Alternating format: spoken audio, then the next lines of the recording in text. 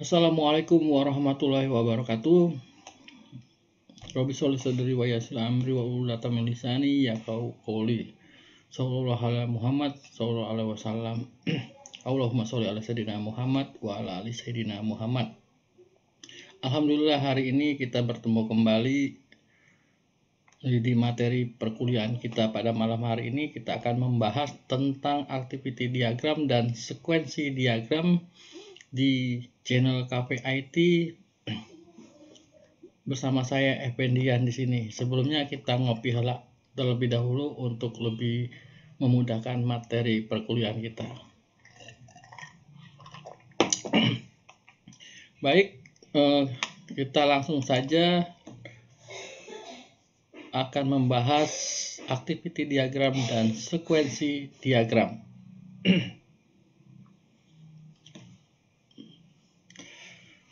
Activity diagram atau kita kenal dengan diagram aktivitas dalam bahasa Indonesia merupakan diagram yang dapat memodelkan proses-proses yang terjadi pada sebuah sistem. Urutan proses dari suatu sistem ini digambarkan secara vertikal, ya. Activity diagram ini merupakan pengembangan dari use case yang memiliki alur aktivitas. Alur atau aktivitas bisa berupa tuntutan menu-menu atau proses bisnis yang terdapat di dalam sistem tersebut.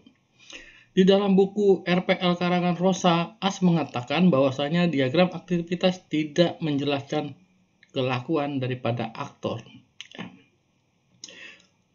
Kemudian ada yang perlu kita garis bawahin. Pembuatan activity diagram hanya dapat dipakai untuk menggambarkan alur kerja atau aktivitas sistem saja. Itu yang perlu kita ingat kata kuncinya. Activity diagram mesti digunakan sejajar atau dengan kata lain horizontal dengan teknik permodelan lainnya seperti diagram use case dan diagram state. Kita bisa menggunakan activity diagram ini agar dapat memodelkan alur kerja sistem dengan baik. Activity diagram ini berfungsi juga untuk melakukan analisa diagram use case dengan cara mendeskripsikan aktor, tindakan yang perlu dilakukan dan kapan itu harus terjadi. Dan juga menggambarkan sebuah algoritma dan permodelan sekuensial yang kompleks dengan proses paralelnya. Oke, tidak begitu lama kita akan membahas activity diagram selanjutnya.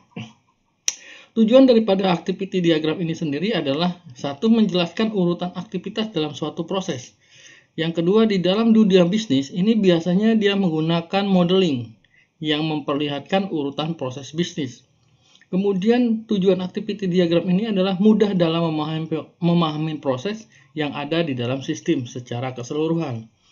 Kemudian activity diagram ini merupakan metode perancangan yang terstruktur mirip dengan flowchart maupun data flow diagram. Ya. Mengetahui aktivitas aktor atau pengguna berdasarkan use case atau diagram yang dibuat sebelumnya. Ada catatan di sini. Dalam membuat suatu activity diagram biasanya didasarkan pada use case. Adanya percabangan atau tidak ada itu tergantung pada kebutuhan sistem yang akan kita bangun nantinya. Adapun simbol-simbol activity diagram bisa kita lihat di sini. Kalau dia lingkaran hitam kecil ya, itu merupakan status awal ya. Kemudian aktivitas dia menggambarkan persegi 4 yang ada rounding kiri kanannya. Kemudian ada percabangan belah ketupat. Kemudian ada garis penggabungan atau join. Kemudian ada status akhir di mana ada lingkaran hitam dan di luarnya adalah lingkaran kecil. Kemudian ada swimlane. Swimlane ini merupakan pemisahan organisasi bisnis yang bertanggung jawab terhadap aktivitas yang terjadi. Bentuknya segi 4, ada batasan di persegi tersebut. Oke, saya akan menjelaskan satu persatu. Simbol start point atau initial state atau titik mulai atau status awalnya kita memulai. Ini merupakan lingkaran hitam kecil. Ini biasanya digunakan untuk menandakan status awal atau tindakan awal ataupun titik awal setiap aktivitas untuk activity diagram. Kemudian activity atau aktivitas ini merupakan aktivitas yang dilakukan atau yang sedang terjadi dalam sebuah sistem. Biasanya diawali dengan kata kerja dari aktivitas yang dilakukan. Kemudian ada decision di situ atau percabangan yang merupakan suatu titik atau poin yang mengindikasikan suatu kondisi di mana adanya kemungkinan perbedaan yang dimiliki. Transisinya dalam hal ini. Hal tersebut diperlukan ketika sistem yang dimiliki memiliki beberapa kemungkinan atau jalannya alternatif ya. Jadi ada dua pilihan, ya atau tidak di dalam kita membuat sebuah decision. Kemudian di sana ada synchronization. Synchronization ini dibagi menjadi dua bagian, yaitu fork dan join. Fork itu merupakan atau digunakan untuk memecahkan behavior atau tingkah laku menjadi activity atau action secara paralel. Kemudian yang kedua adanya join atau penggabungan. Ini digunakan untuk menghubungkan kembali activity dengan action secara paralel. Yang berikutnya ada yang namanya merge. Merge ini menggabungkan flow yang sudah dipecah menjadi beberapa bagian oleh suatu flow atau urutan. Kemudian ada swim lane. Swim lane ini memecah activity diagram menjadi kolom dan baris untuk membagi tanggung jawab objek-objek yang melakukan suatu aktivitas. Yang berikutnya ada yang namanya transition. Ini digunakan untuk menunjukkan aktivitas selanjutnya dan sebelumnya. Terakhir adalah notasi akhir ya. Ini bentuknya lingkaran, ada hitam di tengahnya. Ini digunakan untuk menandakan bahwasanya proses itu telah berakhir. Terkadang ketika kita menggunakan percabangan dengan fork ya, adalah hal yang keliru sebab decision digunakan untuk memecah aktivitas itu menjadi yang sifatnya kondisional. Contohnya bila ada pilihan ya atau tidak. Jika opsi ya, maka terjadi aksi baru, dan jika tidak, maka menolak aksi baru. Sedangkan fork itu sendiri digunakan untuk memecah behavior atau tingkah laku menjadi aktivitas yang paralel. Contohnya seperti pengguna dalam memilih, menambah, mengubah, serta bisa menghapus. Berikut ini ada beberapa hal yang disiapkan untuk membuat activity diagram. Langkah-langkah yang pertamanya, mulailah dengan node awal untuk start state atau titik awal. Yang kedua, tambahkan partisi jika itu memang relevan untuk analisa yang akan dibuat. Kemudian, buatlah suatu aksi untuk setiap langkah utama dari use case. Yang keempat, tambahkan alur atau flow dari setiap aksi ke aksi lainnya. Kemudian tambahkan juga percabangan atau decision bila alur dipecah menjadi suatu kondisi pilihannya. Jangan lupa untuk menggabungkan kembali dengan merge. Keenam, menambahkan fork dan join jika aktivitas itu dilakukan secara paralel.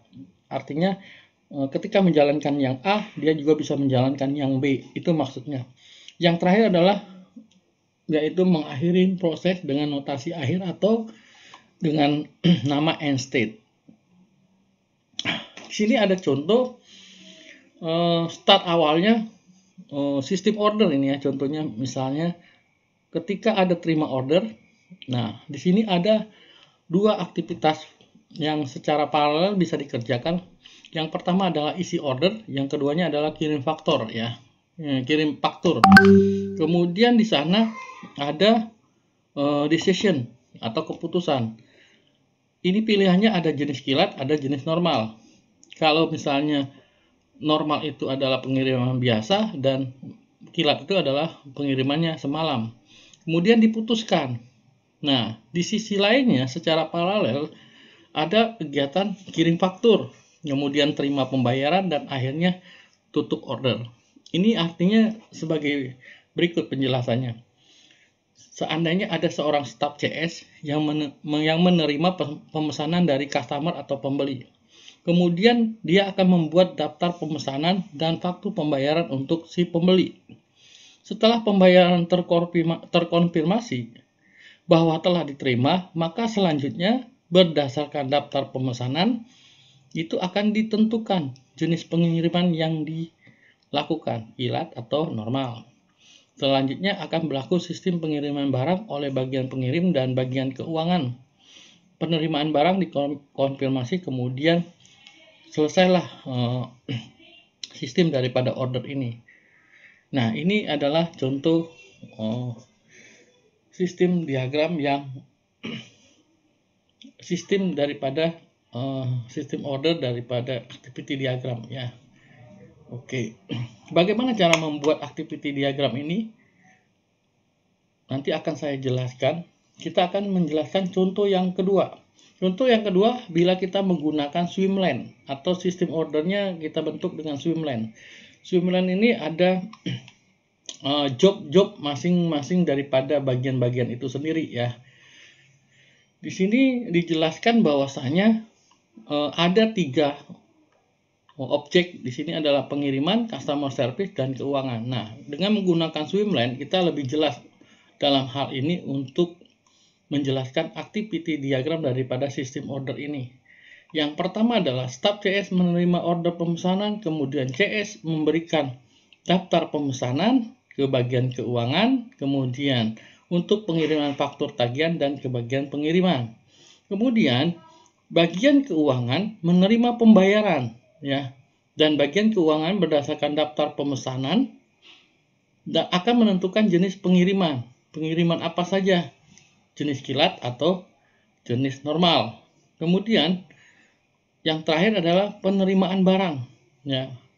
Dikonfirmasi, kemudian setelah dikonfirmasi barulah selesai order tersebut, atau dengan kata lain tutup order. Bagaimana cara kita membuat activity diagram ini? Yang pertama kita buka dulu Start UML ya. Kita buka dulu Start UML dan di sini ada model yang bisa kita pilih nantinya. Ini saya sudah memilih activity diagram. Di sini bisa kita lihat. Oke, mungkin tidak bisa terlihat di sini. Saya akan menambahkan terlebih dahulu presentasi kita. Di sini saya akan tambahkan activity diagram ya. Tunggu sebentar. Oke, saya akan mudah-mudahan bisa. Dah siap.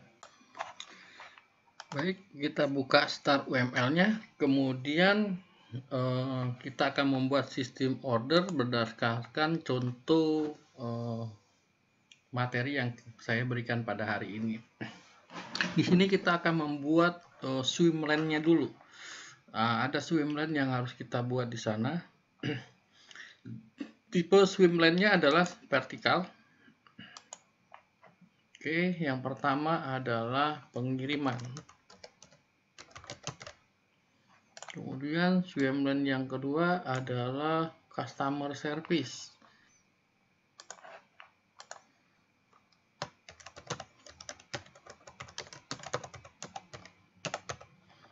Terus selanjutnya kita rapikan.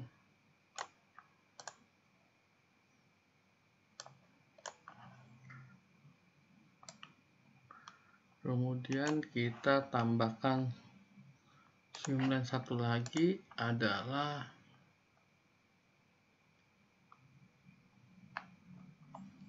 keuangan ya, bagian keuangan.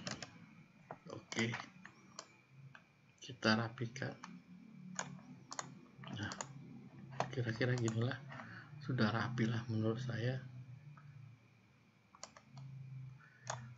Oke, ada 3 swimlane yang kita buat. Nah, dalam hal membuat swimlane ini tergantung kebutuhannya, mau sebesar mana dan sepanjang mana. Kemudian start pertama di sini adalah customer service ya, dimana customer service ini menerima order. Jadi kita start awalnya initial state kita pilih, kita tempatkan di sini. Kemudian customer service ini menerima order. Oke. Terima order. Langkah-langkahnya. Kemudian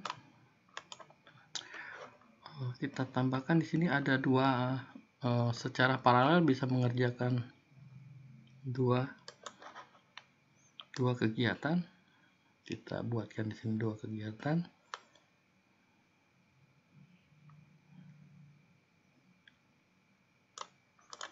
Oke. Sorry.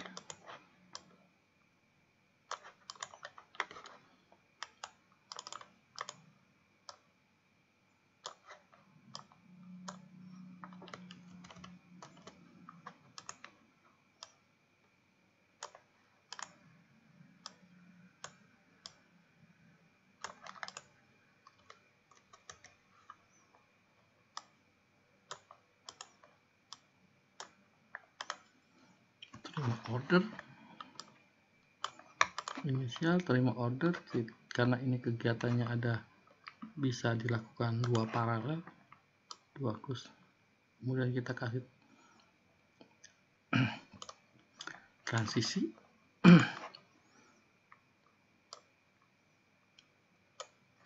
Kemudian kita kasih transisi. Oke, selanjutnya bisa dilakukan secara paralel dalam hal kegiatan pengiriman, ya, mengisi order dan sekalian kirim faktur di sini. Maka kita akan membuat tanda panah transisi, yang satunya ke arah, yang kita belum buat aktif. Oke, kegiatannya ini adalah isi order. Kemudian secara paralel kita bisa melakukan di bagian keuangan kirim faktur, ya, dikerjakan secara bersamaan. Kemudian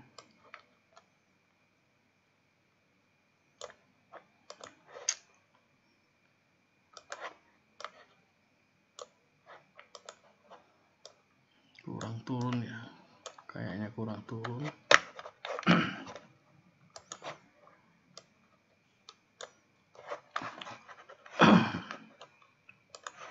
Kita buatkan satu lagi di sini.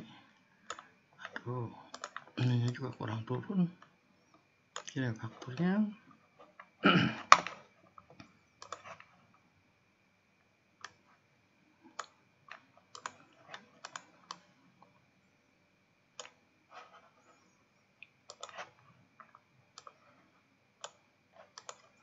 Oke, secara paralel bisa dikerjakan dua hal. Kemudian dari kirim faktur akan terima pembayaran, ya, terima pembayaran,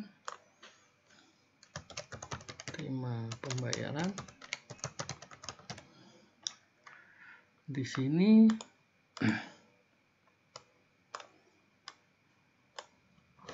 Kita transisikan dari kirim faktur ke terima pembayaran.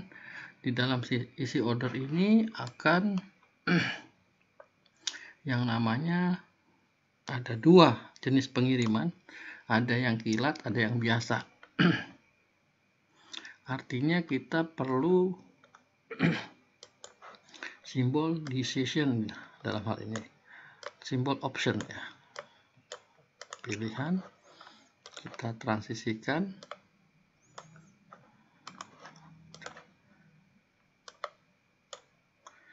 Terus kemudian pengirimannya ada dua aktivitasnya.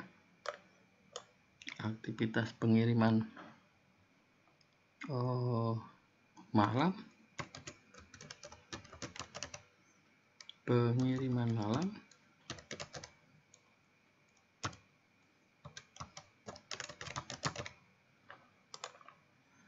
kemudian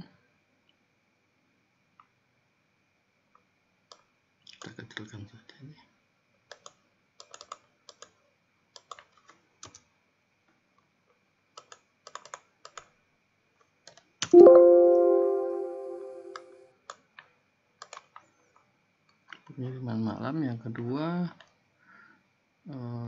aktivitasnya adalah pengiriman biasa. Kirim biasa.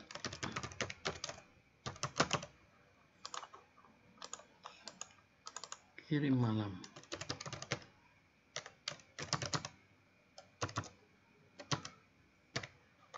Nah, biar muat ya.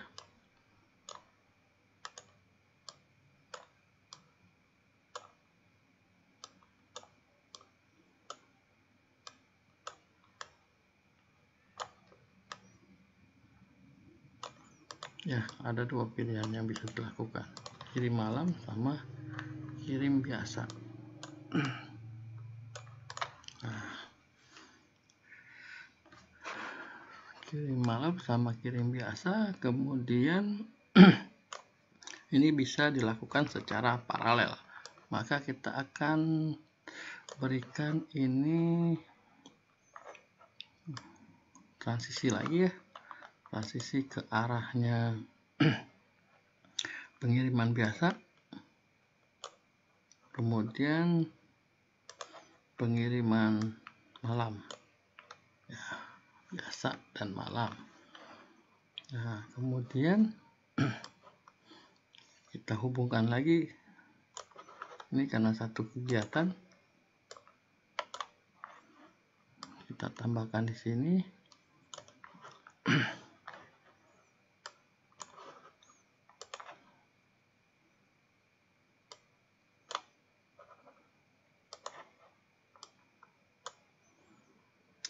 Terus kemudian baru disambungkan dengan tutup order ya. Kita tambahkan state di tengah ini adalah tutup order pada kegiatan customer service. Tutup order.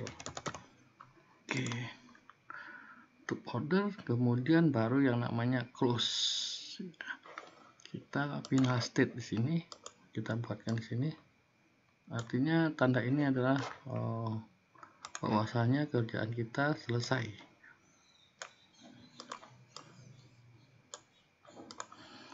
Close di sini, tutup. Nah, antara pengiriman dan keuangan akan kita jadikan satu kegiatan ya di sini.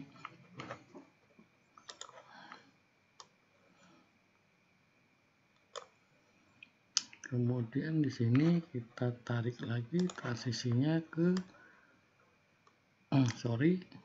kegiatan kita ini tidak bisa kita sambung di sini. Sorry. Kita harus menggunakan sinkronisasi karena ini dikerjakan secara bersamaan ya. Maka yang harus dilakukan adalah seperti pada gambar transisinya, kita ke sini. Terlalu susah ya dia melakukan kegiatan ini. Kemudian oke, baru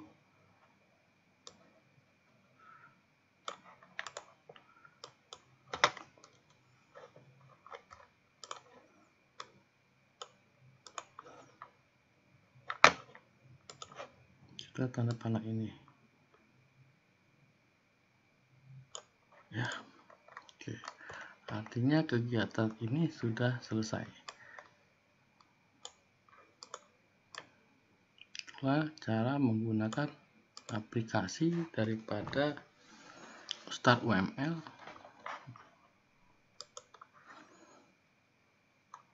activity diagram. Oke, coba kita atur start diagramnya seperti apa. Oke, kalau kita atur seperti ini ya. Kalau kita sketsa, kalau kita kembalikan lagi yang sama begini.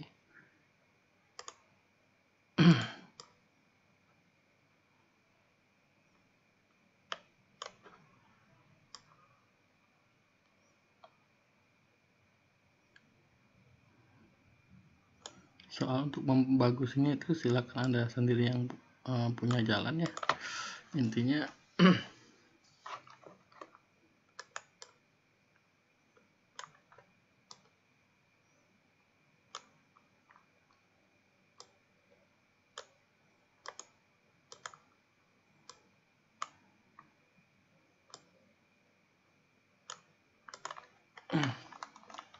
ini adalah contoh daripada sistem order activity diagramnya seperti pada gambar ini. Oke, semoga paham dengan apa yang saya jelaskan. Selanjutnya kita kembali ke materi.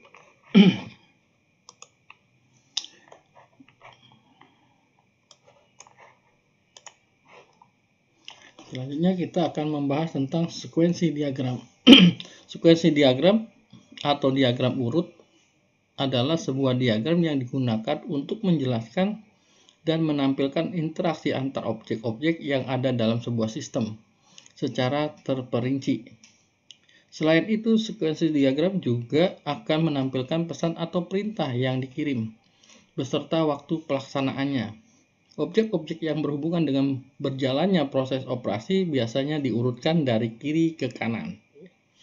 Diagram ini ada dua dimensi, ya, vertikal dan horizontal. Vertikal itu adalah menunjukkan waktu dan horizontal itu menunjukkan objek-objeknya. Tiap objek-objek termasuk aktor itu sendiri memiliki waktu aktif yang digambarkan dengan kolom vertikal yang disebut dengan lifeline. Sementara itu pesan atau perintah digambarkan sebagai garis panah dari satu lifeline ke lifeline yang lain. Diagram urutan dapat digunakan untuk menggambarkan serangkaian langkah yang dilakukan sebagai respon dari sebuah peristiwa untuk menghasilkan suatu output tertentu. Sekuensi diagram berhubungan dan berkaitan erat dengan use case diagram, di mana satu use case diagram dia akan menjadi satu diagram sekuensi. Tujuan dari sekuensi diagram ini sendiri adalah dari sisi utama. Tujuannya adalah dari pembuatan diagram urutan untuk mengetahui urutan kejadian yang dapat menghasilkan output yang diinginkan. Selain itu juga tujuannya adalah urutan ini hampir mirip dengan activity diagram, tetapi sepertinya dia menggambarkan alur kerja dari sebuah aktivitas serta dapat menggambarkan aliran data dengan lebih detail, termasuk data atau perilaku yang diterima atau dikirimkan. Nah, komponen-komponen yang digunakan ada beberapa yang biasa digunakan. Yang pertama adalah aktor. Aktor itu merupakan komponen yang pertama, merupakan aktor ya, komponen utamanya. Komponen ini dia menggambarkan seorang user yang berada di luar sistem dan sedang berinteraksi dengan sistem. Dalam sekuensi diagram, aktor biasanya digambarkan dengan simbol stick figure atau bisa juga stickman ya.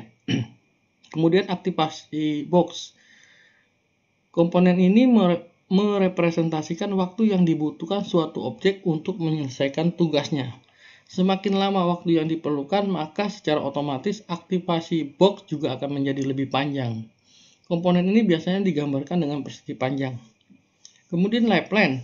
Lifeline ini komponen yang digambarkan dengan bentuk garis putus-putus. Lifeline ini biasanya memiliki kotak yang berisi objek yang memiliki fungsi untuk menggambarkan aktivitas dari objek. Sedangkan objek itu sendiri digambarkan memiliki bentuk kotak yang berisikan nama dari objek dengan garis bawah. Biasanya objek berfungsi untuk mendokumentasikan perilaku sebuah objek pada sebuah sistem. Kemudian ada message. Nah, message ini pesan. Pesan terakhir adalah message atau pesan. Ini menggambarkan komunikasi antar objek. Message biasanya muncul secara berurutan pada lifeline. Komponen message ini direpresentasikan dengan anak panah. Inti dari sebuah diagram urutan terdapat pada komponen lifeline dan message ini. Nah, inilah simbol-simbol daripada sequence objek persegi panjang, persegi ini menggambarkan sebuah kelas atau objek. Kemudian activation box ini seperti gambar ini menggambarkan panjang waktu, kemudian ada aktor, ada lifeline, ada message, dan ada message self. Nah, yang menggambarkan pesan balikan atau reaksi dari objek sebelumnya. Oke, message to self itu berarti ada tanda panah, putus-putus, kembali. Ya, pesan yang diteruskan dan pesan yang dikembalikan. Nah, ini ada contoh di sebelah sini, sekuensi diagram. Contohnya adalah saat menambah soal. Di sini ada question dan kemudian di sini ada database question. Di mana gambar ini menjelaskan bahwasanya aktor yang bernama user, ya, aktor yang bersama user ini dengan dibersamain oleh objek question, ya, dan objek database question, setiap tahapnya diwakili oleh tanda panah bergaris tegas. Ya, di sini kita lihat tanda garis tegas panah. Dan tanda panah bergaris putus-putus. Di sini ada tanda panah garis putus-putus. Nah, ini dia mengembalikan pesanan daripada si aktor. Aktor memberikan pesan kepada question dan question mengembalikannya kepada aktor. Maksudnya begitu. Sebagai bentuk interaksi yang terjadi selama sistem bekerja. Ya. Kemudian dimulai dari user mengakses halaman question,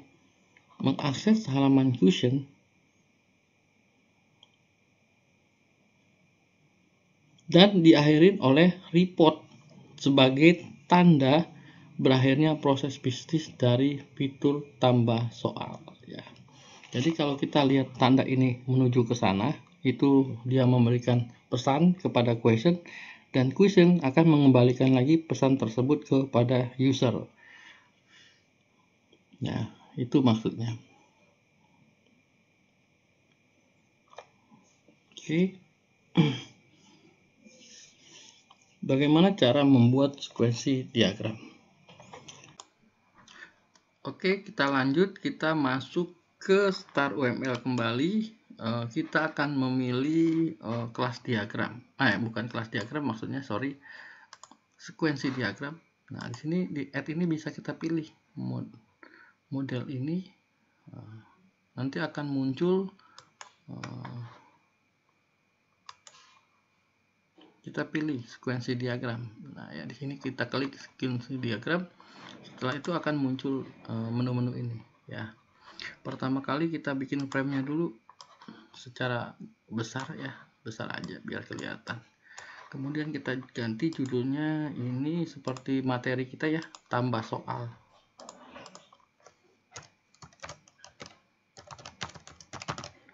Oke, tambah soal di sini. Selanjutnya kita akan buat aktornya dulu di sini. Kebetulan di sini aktornya kita belakangin dulu, atau langsung saja juga nggak apa-apa, ya. Kita tambahkan di sini aktornya.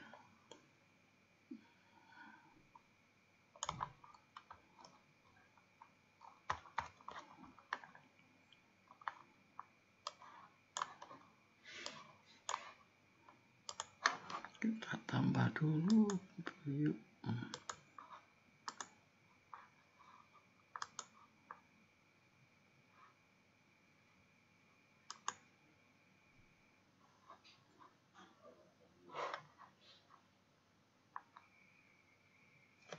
Kita namanya user, ya, di sini. Oke. Kita tambahkan di sini user.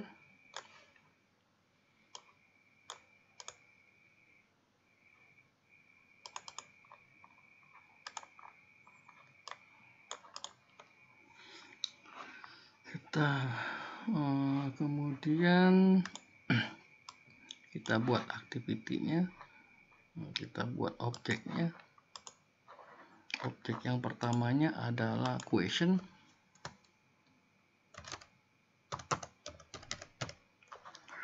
Terus objek yang keduanya kita beri nama seperti materi aja, ya, db question. dp question, dp underscore question. Oke. Nah, sebaiknya disamakan saja, agak besaran dikit biar lebih enak nulisnya, karena ini lumayan lumayan panjang tulisannya. Nah, kemudian kita akan buat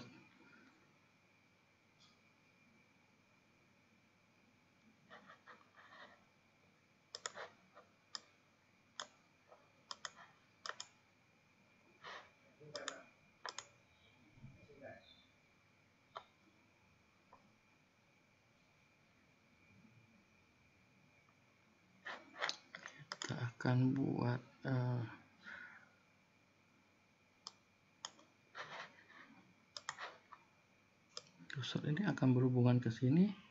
Oke. Kemudian ada kembali pesan balik. Nah, ini yang kedua adalah pesan balik. Oke.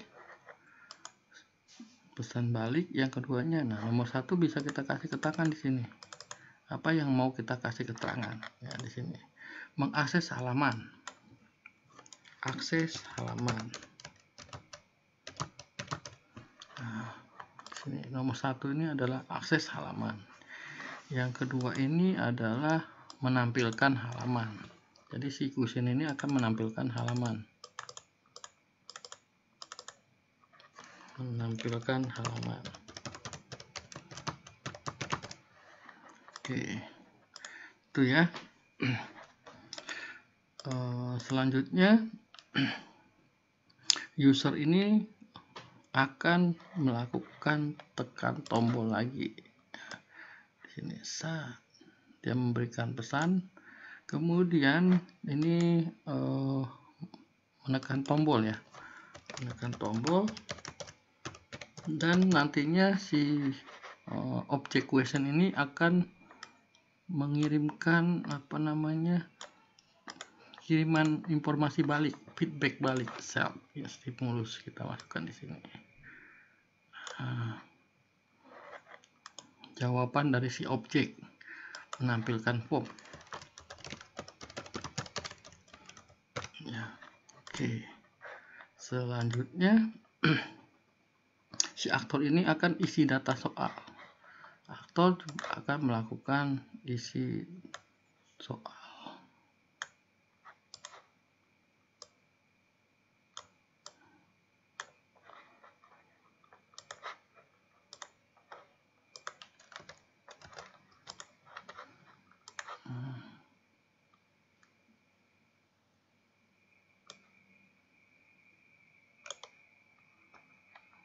Isi soal.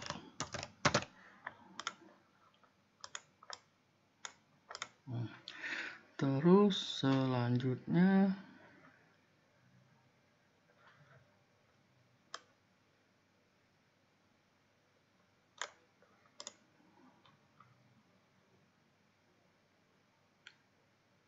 ini akan memberikan informasi objek ini kembali dengan jawabannya adalah menampilkan report. Tapi menampilkan report ini bukan kegiatannya ya, nomor 4, karena setelah menampilkan form kemudian isi data form ya,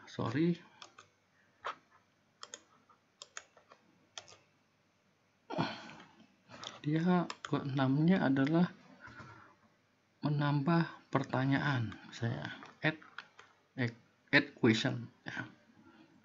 Add question. Jadi add questionnya ke sini. Yang ke-6-nya add question. Oke, Setelah add question, ke-6, nah ke-7 si DB question itu akan memberikan umpan balik ke question. Ya.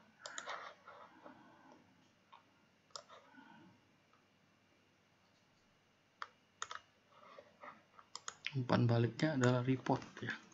Report. Setelah itu barulah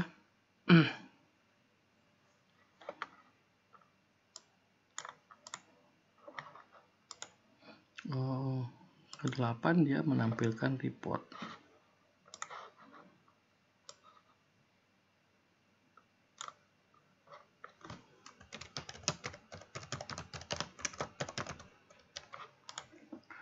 Oke.